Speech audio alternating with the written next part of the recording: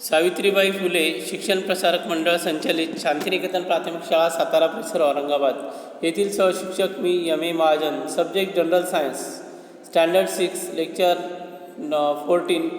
Topic name nutrition and diet. तर अशा प्रकारचे जे पाठ आहे हा पाठ न्यूट्रिशन अँड डाएट हा पाठ मी तुम्हाला आज शिकवणार आहे.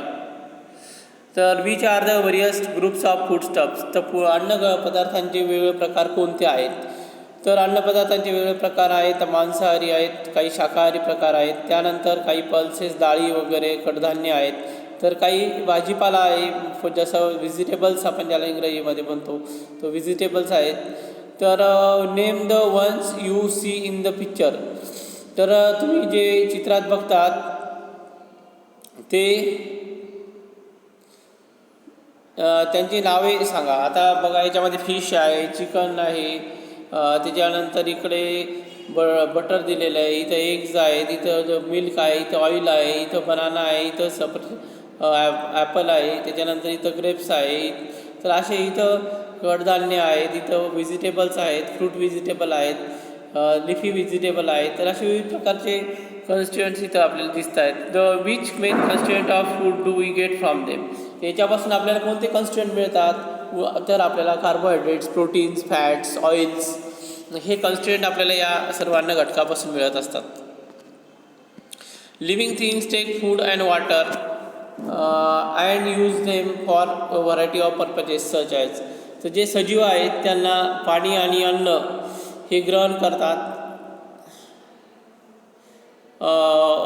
तर हे कशासाठी करतात. Obtaining energy, growth of the body, to carry out day to day functions of the body, to fight diseases.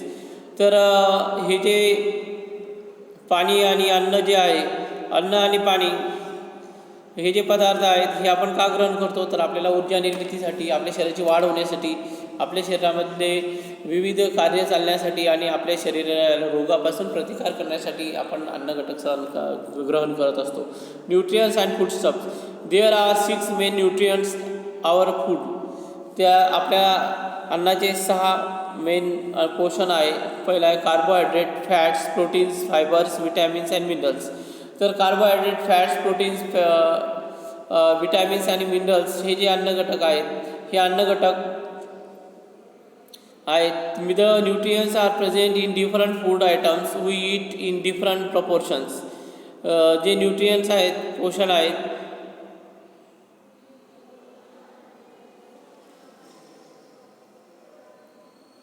तर ते विविध प्रकारच्या अन्न घटकामध्ये पसरलेले आहेत. Let us learn more about some of them. तर यांचे अशा प्रकारचे आपल्याला माहिती घेऊया आपण. In living things the process of taking in food and water and using it for growth and other purposes is called nutrition. तर जे सजीवामध्ये अन्न आणि पाणी घेण्याची जी अन्न आणि पाणी ग्रहण करणे आणि त्याचा वापर आपण शरीराची वाढ होण्यासाठी आणि इतर कार्यासाठी त्याचा वापर करणे याला न्यूट्रिशन असं म्हणतात, पोषण म्हणतात. And the constituent of food useful for these purposes are called nutrients. तर जे कन्स्टिट्युएंट आहे म्हणजे जे अन्न घटक आहे ह्या कार्यासाठी उपयोगाचे त्याला आपण न्यूट्रियंट्स म्हणतो, त्याला पोषण असं म्हणतात. Energy giving nutrients, carbohydrates. तर जे एनर्जी गिविंग न्यूट्रियंट्स आहेत किंवा कार्बोहायड्रेट्स आहेत तर ते बघूया आपण. Our main need is of energy. आपली महत्त्वाची पहिली गरज म्हणजे ऊर्जा निर्मिती ही आपली शरीरामध्ये गरज आहे. It is fulfilled by carbohydrates. ती कार्बोहायड्रेट्स म्हणजे कार्बोदकाच्या साह्याने ती पूर्ण होते. Hence our diet includes a large proportion of cereals in the form of rice, chapati और roti, bhakri and bread which contain carbohydrates.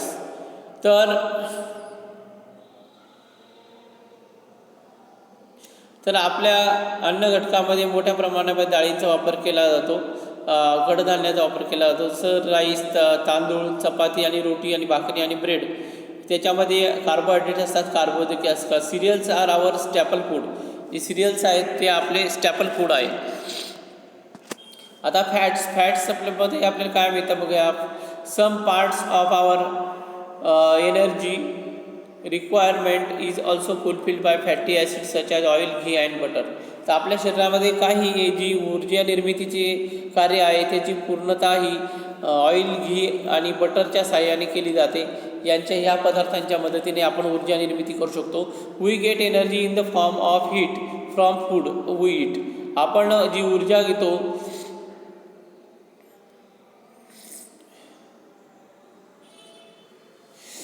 तर ती ऊर्जा उष्णतेच्या रूपामध्ये आपण घेत असतो. Heat is measured in kilo calories. Heat जी उष्णता आहे ही किलो कॅलरीमध्ये मेजर केली जाते. हेच the energy in food items is also measured in kilo calories. त्याच्यामुळे एनर्जीसुद्धा ही किलो कॅलरीमध्ये मेजर केली जाते, मोजली जाते. Children of growing age need to get approximately 2000 to 2500 calories from the food they eat. जे लहान मुलं आहे तर त्याची वाढणाऱ्या मुलाची त्यांना 2000 ते 2500 कॅलरीजपर्यंतची एनर्जी लागते.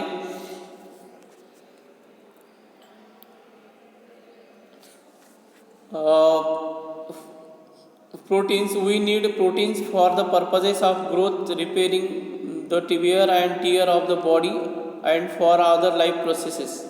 तर जे प्रोटीन्स आहे purpose of growth, repairing the wear and tear of body and for other life processes. तर म्हणजे जे प्रोटीनचे म्हणजे प्रोटीन म्हणजे प्रथिने, या प्रथिनांची प्रोटीनची आपल्याला आवश्यकता शरीराची जर कुठे जखम झाली त्याची जखम भरून काढण्यासाठी, तसेच आपल्या शरीराची वाढ होण्यासाठी आपल्याला प्रोटीनची आवश्यकता असते.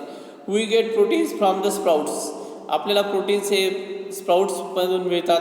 Milk and milk product, meat and egg in our food.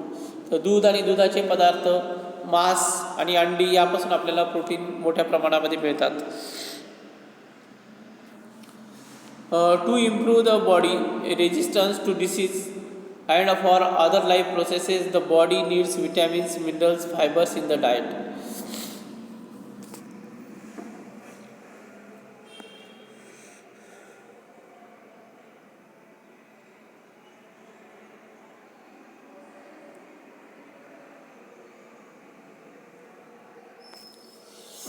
तर आपल्या शरीरात आजार, रोगप्रतिकार वाढवण्यासाठी तर बॉडीला गरज असते की विटॅमिन्स, मिनरल्स आणि फायबर्स हे आपल्याला त्यापासून मिळतात. We obtain these nutrients mainly from vegetable and fruits. आपण हे अन्नपदार्थ जे पोषण न्यूट्रियंट्स आहेत हे आपल्याला व्हेजिटेबल्स आणि फ्रूट्स म्हणजे भाजीपाला आणि फळे यापासून मिळतात. We require vitamins and minerals in small quantities, but their deficiency can lead to various diseases. तर आपल्याला जीवनसत्व आणि मिनरल्स हे कमी प्रमाणामध्ये मिळतात. तर यामुळे आपल्याला डिफिशियन्सी, व्हेरियस डिसीजेस आपल्याला मिळतात. म्हणजे आपल्याला विविध प्रकारचे जे आजार होतात त्यापासून रोगप्रतिकारशक्ती होते. Let us learn more about them. त्याच्याविषयी आपण अधिक माहिती घेऊया. The body needs several inorganic substances. तर शरीराला विविध प्रकारचे इनऑर्गॅनिक सबस्टन्सेस लागतात. They are called minerals. त्याला आपण मिनरल्स असं म्हणतो. The table below gives example of some minerals and provides information about their function in the body. तर खाली दिलेला जो तक्ता आहे त्याच्यावरून आपल्याला मिनरल्स, तर त्या मिनरल्सपासून मिळणारे जे फंक्शन्स आहेत ते आपल्याला मिळतात. The various sources of mineral as well as the diseases cause by their deficiency.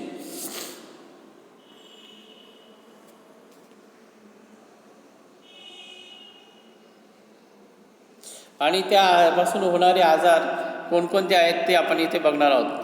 आता बघा, मिनरल्स, आयर्नचं फंक्शन काय? Carrying oxygen two all parts of body. जर शरीरामध्ये आयर्न नसला तर शरीरातल्या प्रत्येक भागापर्यंत ऑक्सिजन पोहोचवला जातो. ते कशापासून मिळतात? Meat, spinach, apple, raisins. तर मीट म्हणजे मांस, स्पिनच, ॲपल्स यापासून आपल्याला हे आयर्न मिळतं. डिफिशियन्सी डिसिजेस, ॲनिमियासारखा त्यामुळे आजार होतो. Calcium and phosphorus strengthen bones and teeth.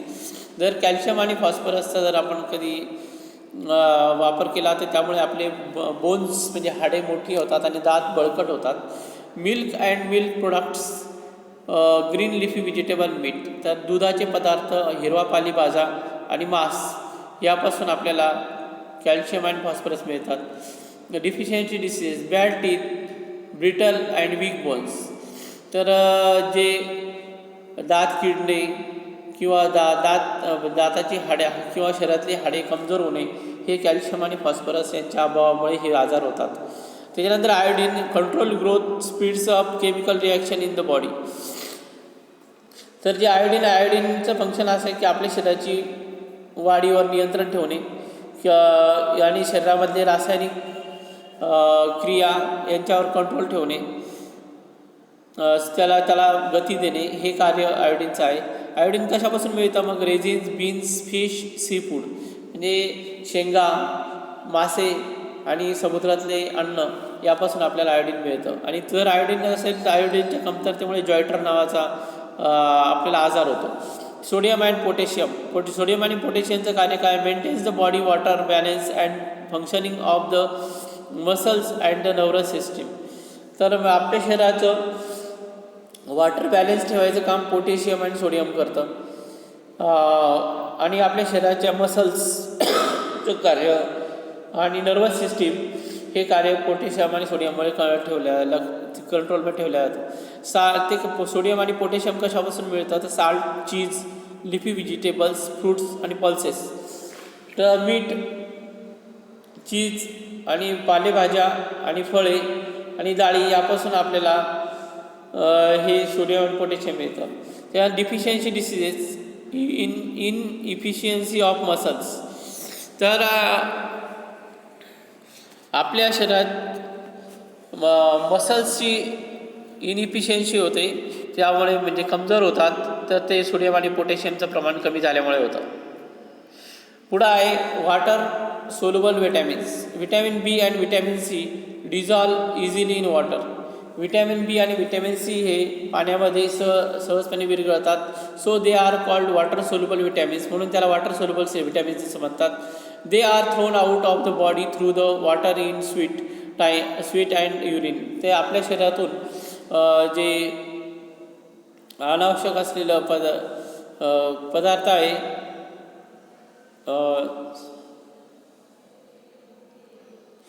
जे विटॅमिन बी आणि विटॅमिन सी आहे हे आपल्या शरीरातून घाम आणि लघवीद्वारे बाहेर पडतं.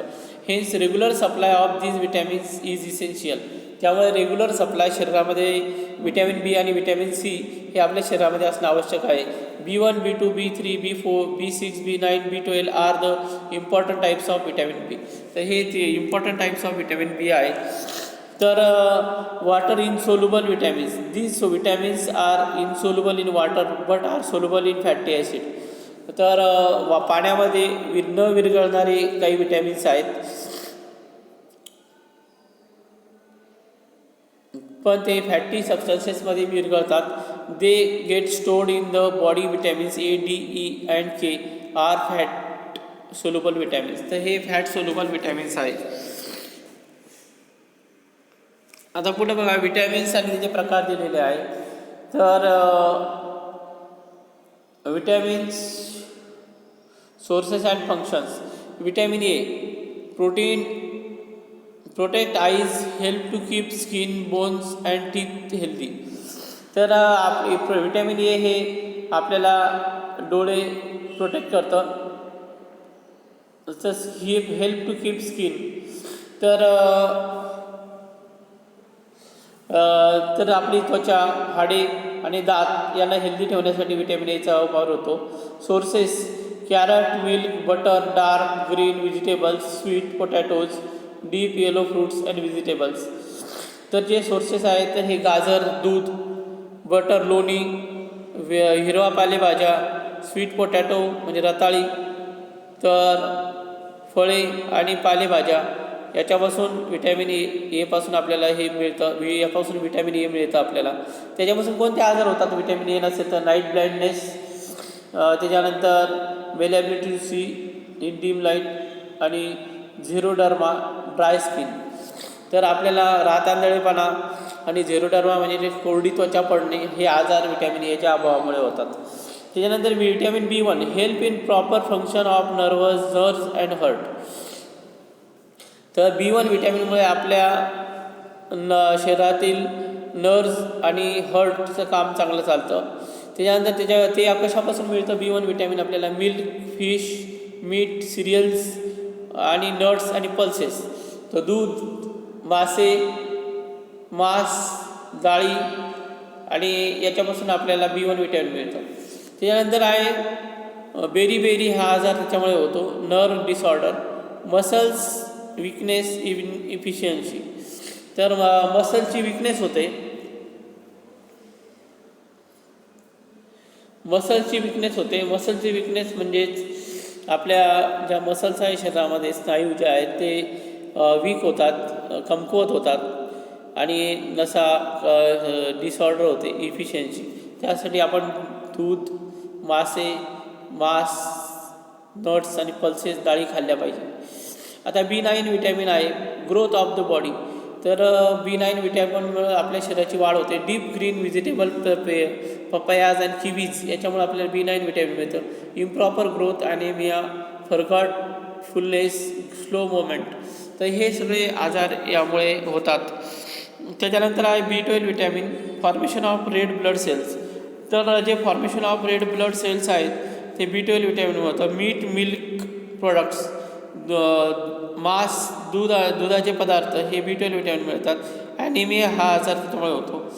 Protects body tissues, formation of collagen, protein essential for gums, teeth, bones and skin.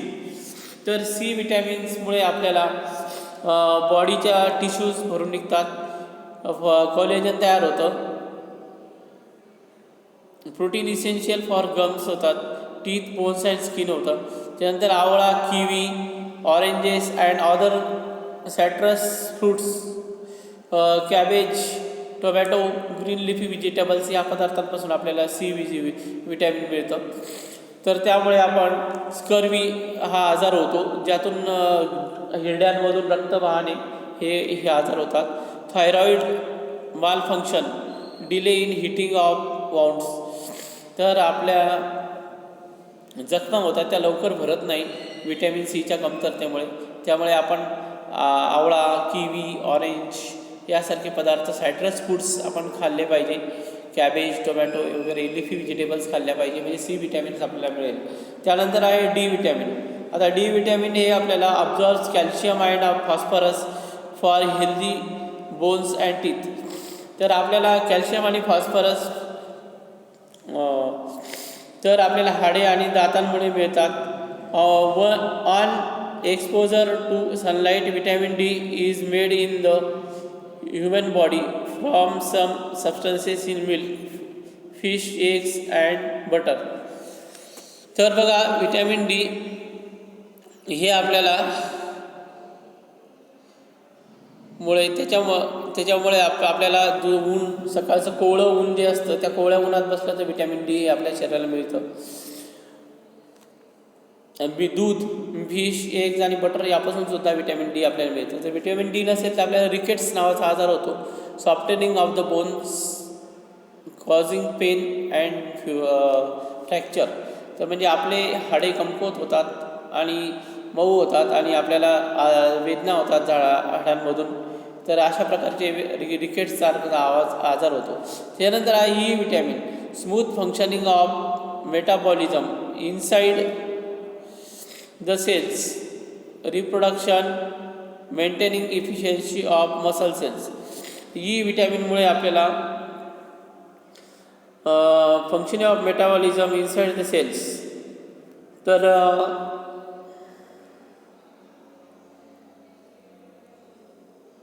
Reproduction, maintaining efficiency of muscle cell. तर ह्यासाठी आपल्याला E विटॅमिनचा वापर होतो.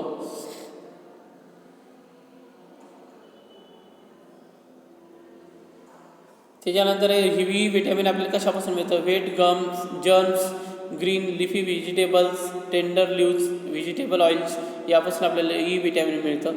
आणि त्याच्यामुळे कोणता आजार होतो? जर ई विटॅमिन नसेल तर वीक मसल्स, आपल्या मसल्स वीक पडतात, obstruction in reproduction, skin disorder, अशा प्रकारचे आजार ई विटॅमिनमुळे होतात. त्याच्यानंतर help in clotting of blood, K विटॅमिनचा वापर कशासाठी होतो? हे help in clotting of blood, म्हणजे जे ब्लड आहे ते क्लॉट होण्यासाठी होतं. Green leafy vegetable, green cabbage, broccoli, sprouted pulses, yellow of eggs, यापासून आपल्याला हिरवा पालेभाज्या, हिरवी गोबी, ब्रोकेला, स्प्राउटेड पल्सेस याच्यापासून आपल्याला पूर्ण के विटॅमिन मिळतं. Excessive bleeding after an injury, तर जे एक्सेसिव्ह ब्लिडिंग आफ्टर इंजुरी म्हणजे एखादी जखम झाली तर खूप रक्त वाहणे, हा आजार आपल्याला के विटॅमिनमुळे होतो. तर अशा प्रकारे आपल्याला विविध विटॅमिन्समुळे कोणते कार्य होतं, ते कशापासून मिळतात आणि त्याला कोणकोणते आजार होतात त्यापासूनही आपण इथं पाहिलेले आहे. Always remember, some vitamins are very sensitive to heat and light. For example, vitamin C is easily destroyed during cooking. Therefore vitamin C rich food should not be eaten raw. तर विटॅमिन सीचे युक्त असलेले जे अन्नपदार्थ आहेत ते अन्न शिजवल्यानंतर काय होतात? नाईस डिस्ट्रॉय होतात आणि नासून जातात आणि ते उपयोगाचे राहत नाही, त्याच्यामध्ये विटॅमिन सी राहत नाही. म्हणून आपण विटॅमिन सी असलेले पदार्थ हे कच्चेच खाल्ले पाहिजे. तर इथे आपला पार्ट 1 हा चॅप्टर संपलेला आहे न्यूट्रिशन अँड डाएटचा. तर पार्ट 2 चॅप्टर लेक्चर नंबर 15 मध्ये आपण शिकणार आहोत. तर have a good day and thank you.